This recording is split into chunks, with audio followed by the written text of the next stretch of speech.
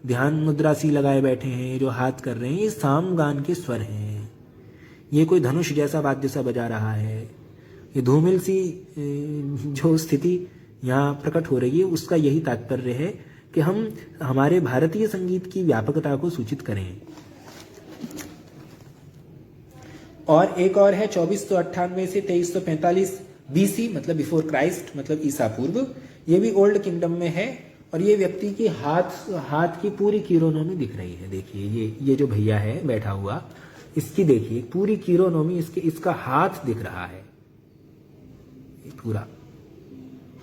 ये जो लोटा सा लटक रहा है, कलश सा लटक रहा है, जंजीर सी लटक रही है, ऊपर टोकरी सी रखी है, ये धनुष सा है, ये भी उतना ही पुराना चित्र है। इस प्रकार अन्य अन्य चित्र हैं।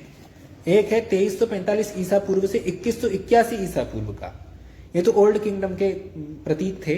अब न्यू किंगडम में भी हमें कुछ प्राप्त होता है। 1570 से 1320 बीसी ईसा पूर्व, मतलब 1570 टू, मतलब वो 1570 से 1320 ईसा पूर्व में भी हमें न्यू किंगडम में कुछ प्राप्त होता है।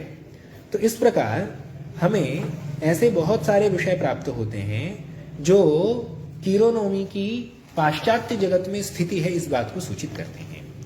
अब जरा हम कीरोनोमी के संबंध में 2-3 बातें और पढ़ लेते हैं।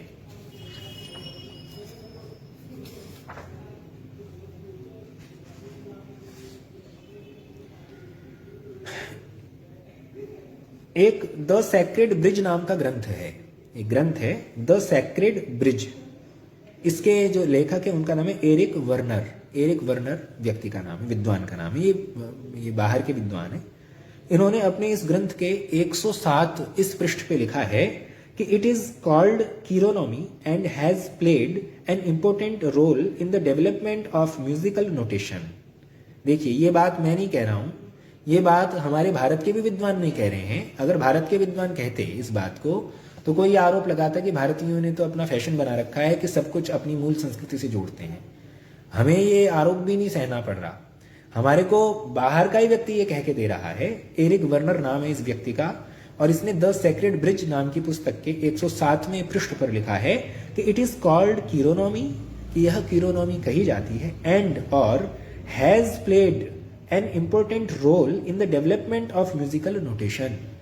अर्थात इसने एक महत्वपूर्ण भूमिका निभाई है, किसमें? In the development of musical notation, कि सांगीतिक या संगीतात्मक स्वरलिपि के विकास में इसकी महत्वपूर्ण भूमिका है।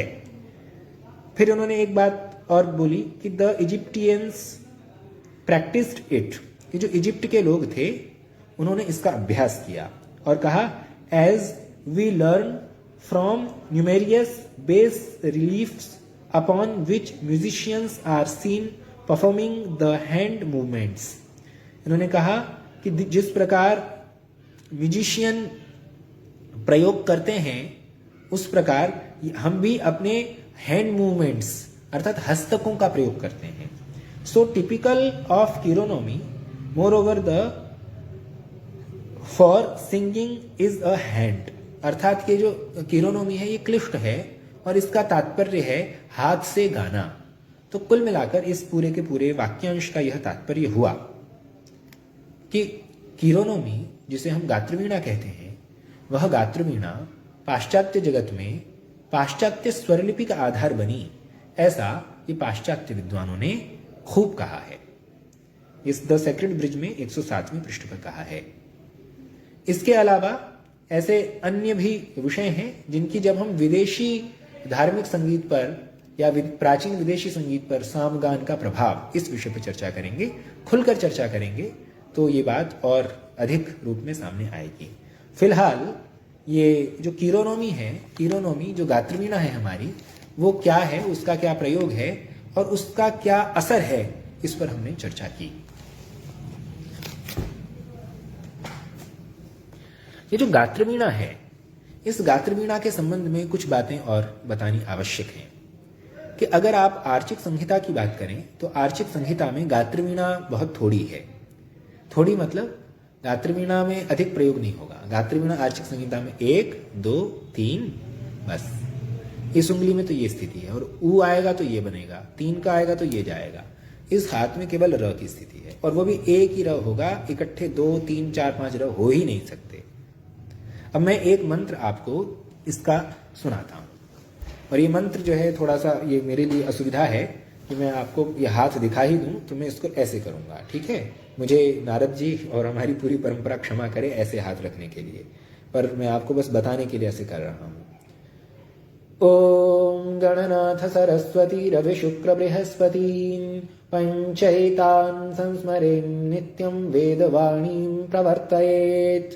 हरि ओम अग्न आयाहि वीतये गृणानो हव्यदातये निहोता सत्सि बर्हिषे त्वमग्ने यज्ञानां होता विश्वेषां हितः देवेभिर्मानुषे जने।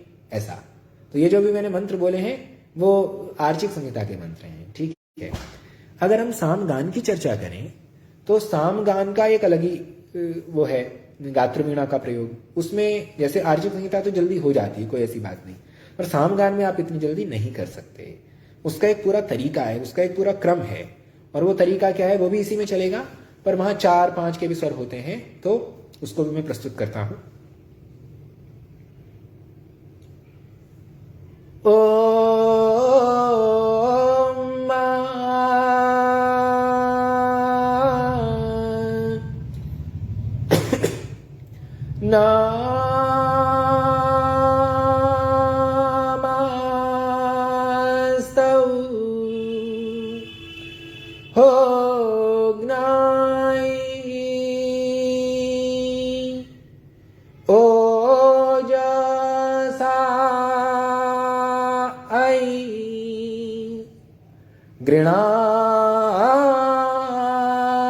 गृणान् तायदे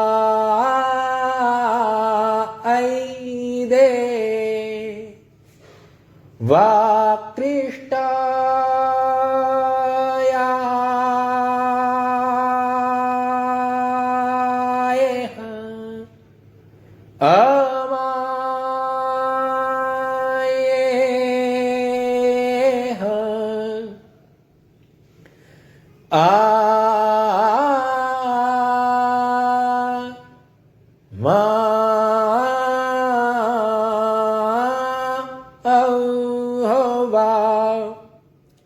त्रमर्दा या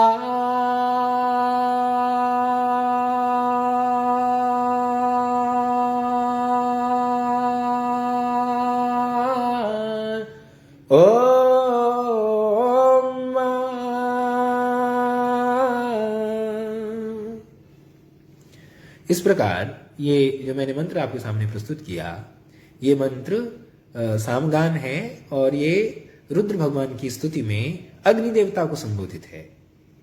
मतलब अग्नि की ही स्तुति है, इसमें आग्नेय साम है। नमस्ते रुद्रमन्यव, ये नमस्ते अग्न ओजसे गणंज देव कृष्णय अमेर मित्र मर्दय, ये 11वां मंत्र है सामगान का, उसका ये गान है। इसका नाम है सामवर्गम साम, इसका नाम है सामवर्गम। ये भी एक बहुत बड़ा एक विषय हो सकता है, इस पर पूरी पीएचडी हो सकती है कि सामगान के जो नामकरण है उनका क्या सिद्धांत है।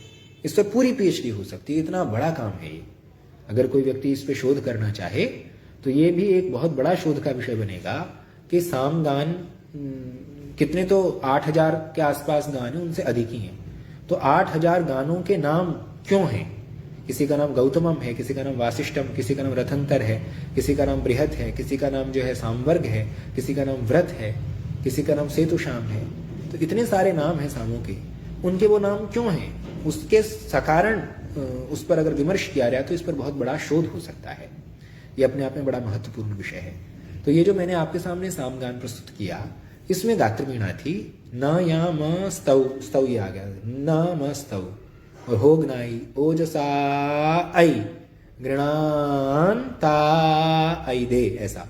वाकृष्ट, ये 7 का जो स्वर आया था ना, ये इसमें आया था। वाकृष्ट अमाये, ये यहां जुड़ रहा है बार बार। सा ऐसे ग रे गा रे सा, ऐसे। इसमें पूरा वो है म्यूजिक, मतलब संगीत। अब ये एक राग से मिलता है। इस राग का भी मैं थोड़ा सा आज उल्लेख करूंगा, और वो राग है भीमपलासी। ध्यान रहे कि सामगान भीमपलासी नहीं है, सामगान में भीमपलासी राग नहीं है, किंतु सामगान के स्वर वही स्वर हैं जो भीमपलासी राग में प्रयुक्त होते हैं। इस प्रकार कहा जा सकता है कि सामगान में भीमपलासी राग तो नहीं, किंतु उस राग की छाया अवश्य है। एक बार मैंने कहा था कि सामगान में भीमपलासी की छाया है, तो ये छाया का अर्थ ये नहीं कि भीमपलासी राग है, नहीं नहीं नहीं, राग की छाया का मतलब राग का कुछ अंश हमें प्राप्त हो सकता है। जैसे ये है सा नी सा गा मा पा नी सा,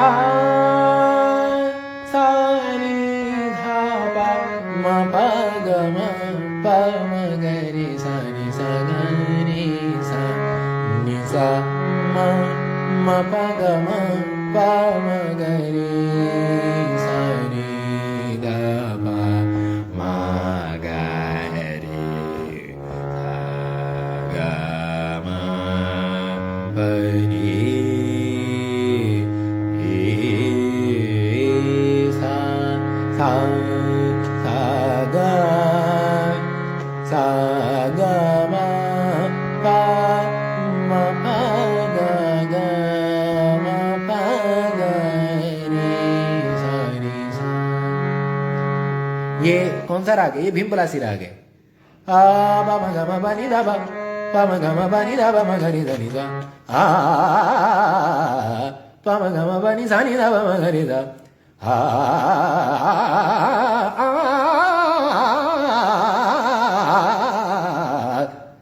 प सा, ये भीमपलासी राग है। अब देखिए ये पूरा का पूरा मैंने राग आपको सुनाया है। ये क्यों सुनाया? कि इस राग के कुछ स्वर हैं जो सामगान में हैं।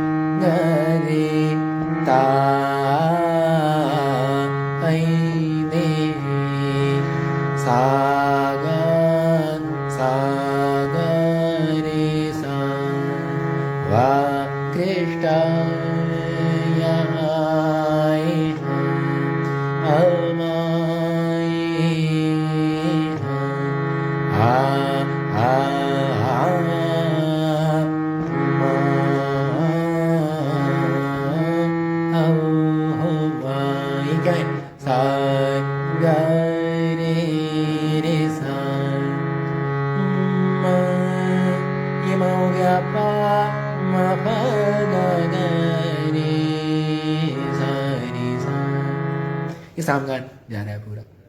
तो जो ये भीमपलासी राग है उसकी छाया है पूरी। भीमपलासी राग में एक छोटी सी मैं आपको रचना इसलिए सुनाना चाह रहा हूं कि आपको इसका एक पूरा स्वरूप स्पष्ट हो जाए। ये एक संस्कृत की कविता मैंने ही लिखी थी। मधुर मधुशाला मधुर मधुशाला सुंदरी सा मधुर मधुशाला सुंदरी सा मधुर मधुशाला सुंदरी सा मधुर मधुशाला मुख सरसिज सौंदर्य समृद्धि मुख सरसिज सौंदर्य समृद्धि नव रस रसाला सुंदरी सा नव रस पनी सा नव रस रसाला गरे सा सुंदरी सा मधुर मधुशाला सुंदरी सा मधुर मधुशाला। इसमें कौन कौन से राग है, स्वर है? नि सा म पा म पा गा गा म ग रे सा सा गा म पा पा नी नी नी नी मंत्र सप्तक नी नी नी मंत्र सप्तक प म प ग ग म ग रे नी सा। अगर इस राग को सुनने के बाद, और जो अभी हम पढ़ रहे थे सामगान के संबंध में, नमस्तौ हो नाई हो, क्या है?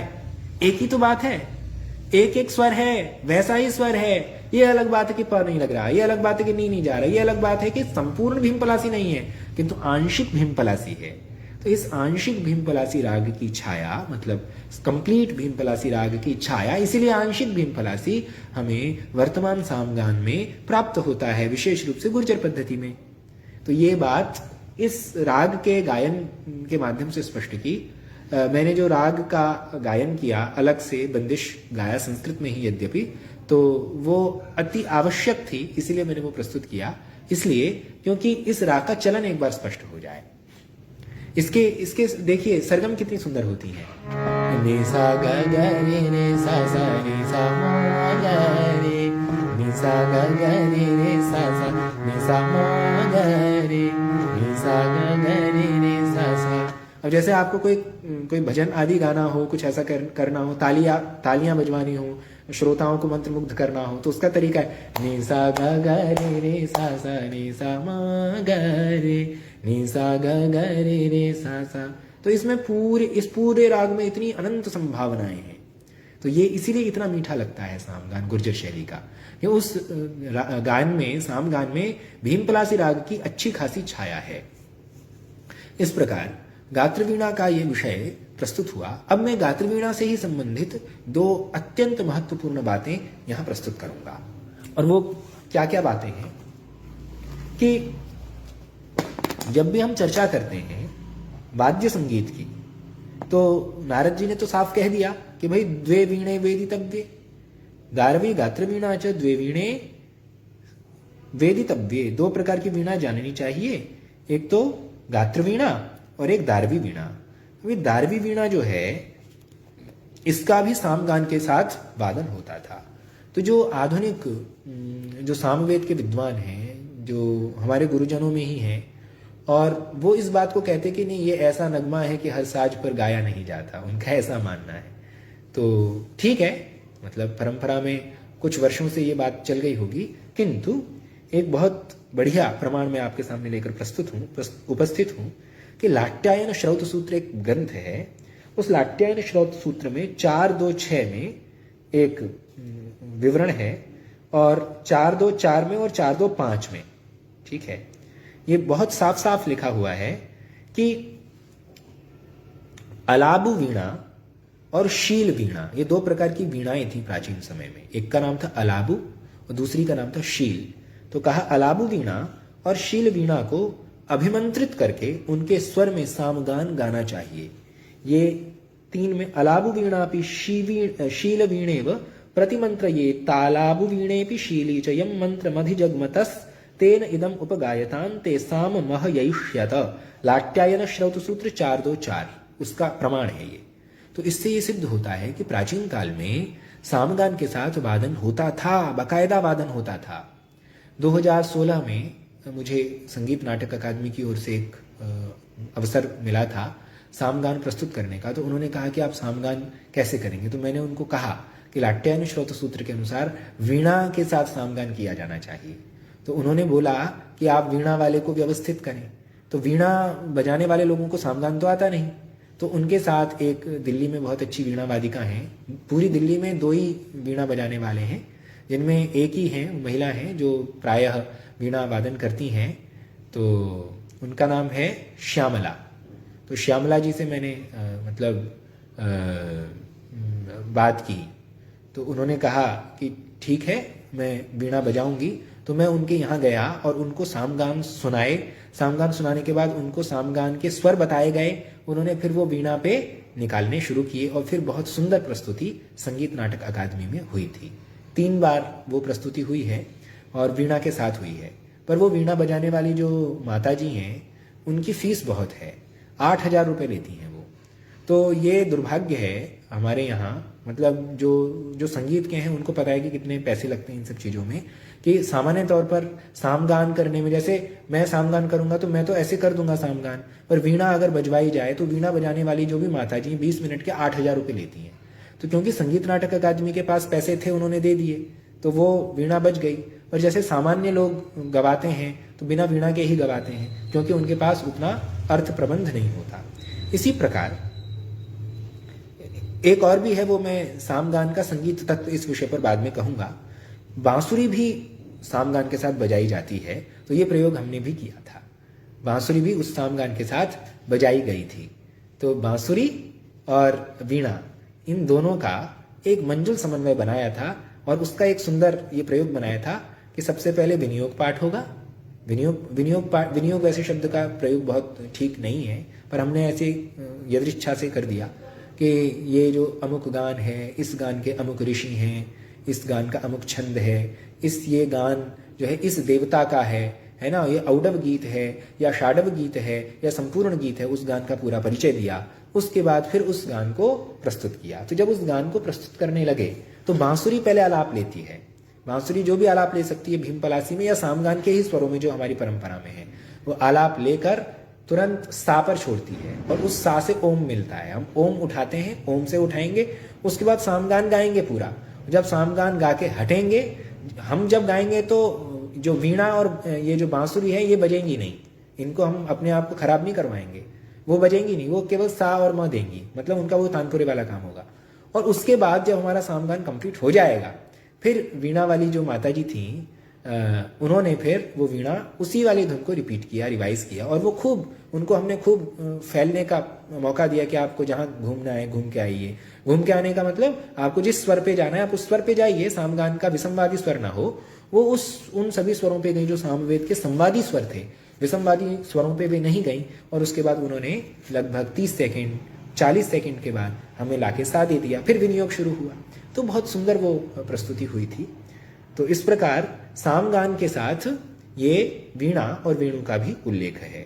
एक और इंटरेस्टिंग बात मैं बता के आज की इस कक्षा को संपन्न करूंगा कि जैसे नारी सशक्तिकरण का युग है वर्तमान में, किंतु जो वेद पाठी हैं वो महिलाओं को गान नहीं सिखाते, ना तो यजुर्वेद, मतलब कोई ना तो वैदिक संहिता सिखाते, ना सामगान सिखाते। ये बिल्कुल सही बात है, मतलब परंपरा का कोई भी व्यक्ति कोई गान नहीं सिखाएगा, मतलब बिल्कुल तय है कि महिलाओं को वेद नहीं सिखाते।